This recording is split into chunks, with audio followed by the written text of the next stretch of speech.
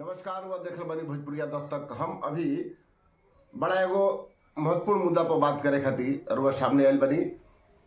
हम संतोष चंद्रकांत और रुआ से एगो महत्वपूर्ण मुद्दा पर बात करतनी। मुद्दा बा दावत थाना क्षेत्र के इटवा गांव निवासी छात्रा कुमारी मनीषा के हत्याकांड से जुड़ल बा। वो हत्याकांड में अब तक सबसे पहले हम लोग बता दी कि पुलिस के उपलब्धता अभी तक का बा। तो पुलिस के पास उपलब्धता के नाम पर अभी कुछ भी नहीं है। पुलिस स्पष्ट कह रहा बा कि हम जांच कर रहा बनी। थानाध्यक्ष मनीष पंजियारा जो दावत के थाना प्रभारी बन, वहाँ से बात भइल है तो वहाँ के कहनी है कि अभी हम काम कर रहा बनी, अभी तक उपलब्धि के नाम पर हमारे पास कुछ बा ना। तो इस बारे में हम लोग के अपडेट बता दी कि 13 तारीख के काराकाट विधायक अरुण कुमार सिंह इटवा गांव में पहुंचा रही।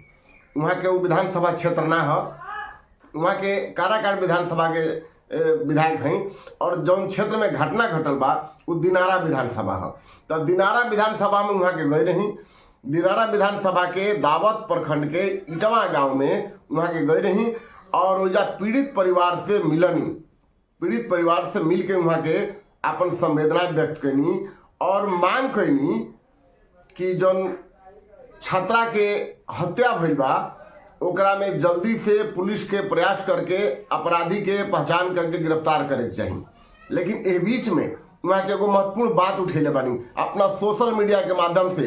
जौन मीडिया के प्रेस रिलीज भइल बा ओकरा में वहाँ के एगो जिक्र कैले बानी कि मनीषा कुमारी के साथे सामूहिक दुष्कर्म कैल बा, एक बाद उनकर हत्या कैल बा।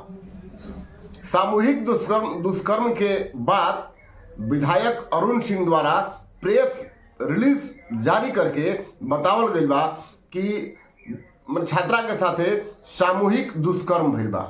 जबकि सामूहिक दुष्कर्म के बाद अभी तक कोई भी अधिकारी ना स्वीकार किलन। कारण कि जब तक मेडिकल रिपोर्ट क्लियर आ ना जाई तब तक ही कहल बहुत मुश्किल बा कि छात्रा जोरे का भइल बा।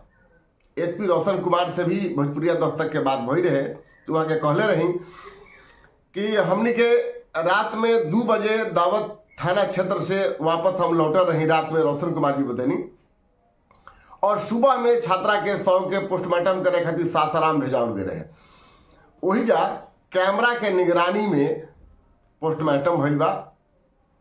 मेडिकल टीम, फोरेंसिक लैब और तमाम उपकरण के उपयोग कइल बा जौना से स्पष्ट हो सके कि छात्रा के हत्या से पहले का भइल।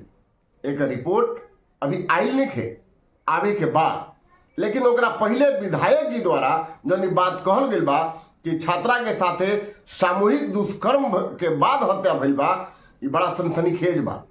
पुलिस हालांकि बात के अभी स्वीकार नहीं करो आ ना पुलिस इस बात के सामने आकर के विरोध करता कि विधायक जैसन काहे बोली।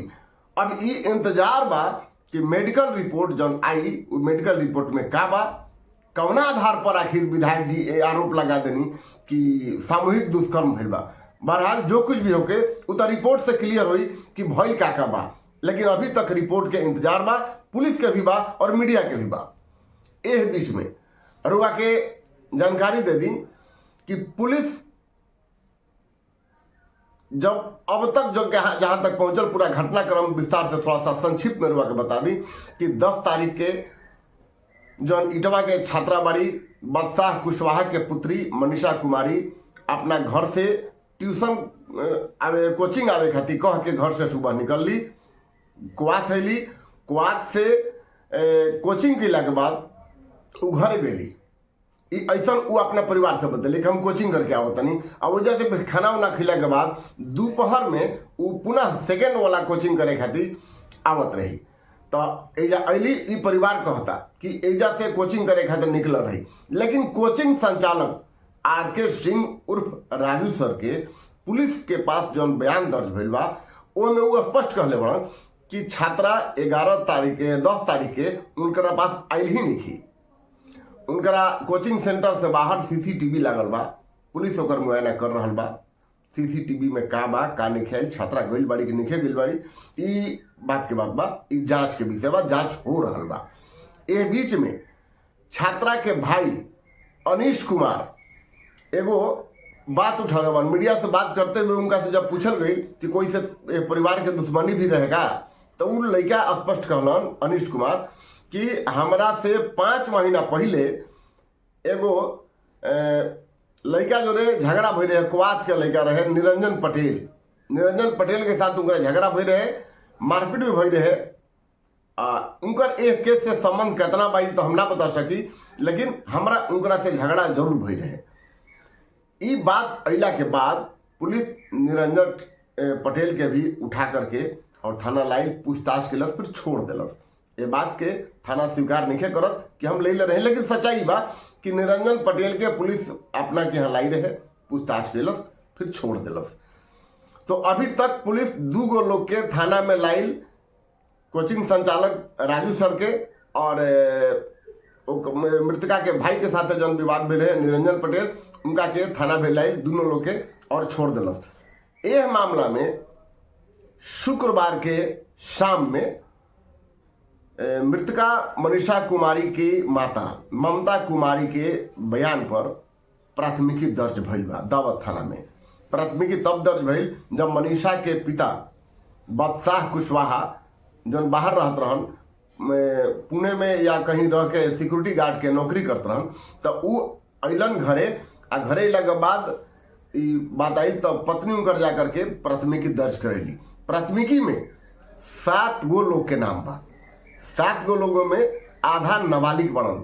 ई बात पुलिस सूत्र से हमरा जानकारी मिलल है कि आधा ओकरा में नाबालिग बनल और बाकी व्यस्त बनल। तो पुलिस वो 7 नाम पर लगातार दबिश बनैले बा और पुलिस के कोशिश बा कि 7 में से कम कुछ लोग के अभी गिरफ्तार कइल जाओ। और गिरफ्तार किला के बाद पूछताछ हुई, मामला कहाँ तक आई पुलिस अभी जांच कर रहा बा। कुल मिला के यह बा कि पुलिस के पास अभी कुछ नहीं है और पुलिस एमे प्रयास कर रहा बा। बता दी कि मनीषा कुमारी एक होनहार छात्रा रही और परिवार के भरोसा रही, तो वो भरोसा के कुछ लोग कुचल दिले बा। मनीषा कुमारी के हत्या जौना स्थिति में 100 मिल रहे, बड़ा दर्दनाक रहे। मनीषा के जौन 100 आहारा में मिल रहे, कुआत और इटवा के बीच में जौन आहारा बा वो आहारा में मिल रहे। 5 बजे शाम के करीब उनकर भाई और माई फर्स्ट बार उनका के देखली। हाला भइल, पुलिस जुटल और 100 के जब बाहर निकालल गई तो देखल गई कि उनका गर्दन में चाकू मारल बा। गर्दन में चाकू मारल बा, आंख भी डिस्टर्ब बा, मतलब लागत आ जैसे कि आंख फोड़ल बा। लेकिन पुलिस के कहना बा कि ई पानी में रहे के कारण केकड़ा वगैरह आंख डिस्टर्ब के लेवन। शरीर पर और जगह कई चोट के निशान बा, इंटरनल कितना चोट के निशान बा ई चीज चूंकि जो पोस्टमार्टम हाउस में ही क्लियर हुई कि और जगह कहाँ कहाँ चोट रहे और उनका जो काका भई रहे। लेकिन विधायक कारागार विधायक अरुण कुमार सिंह द्वारा सामूहिक दुष्कर्म के बाद हत्या करे के बाद जब सामने आई बा तब पुलिस के भी हाथ गोड़ फूल गई बा।